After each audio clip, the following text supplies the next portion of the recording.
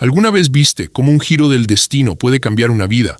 Una gaviota estaba a punto de atrapar a una paloma para comérsela, pero al ver a una pareja cerca, soltó a la paloma y voló. La pareja, conmovida, la llevó a casa, la curó con medicinas y empezó a cuidarla con mucho cariño. Cada día la alimentaban con cuidado y la sacaban a caminar, para que recuperara fuerzas. Poco a poco, la paloma se volvió más activa y cariñosa. Cada vez que la llamaban, volaba directo hacia ellos. Cuando intentaron liberarla, se negó rotundamente a irse. Fue entonces cuando entendieron. Su casa era ahora con ellos. Era tan apegada que cuando salían, se posaba en la ventana del auto sin querer dejarlos ir. A donde fueran, ella los seguía. Un día notaron que jugaba mucho con cables de carga, así que le compraron un peluche. Desde entonces, salía a jugar todos los días.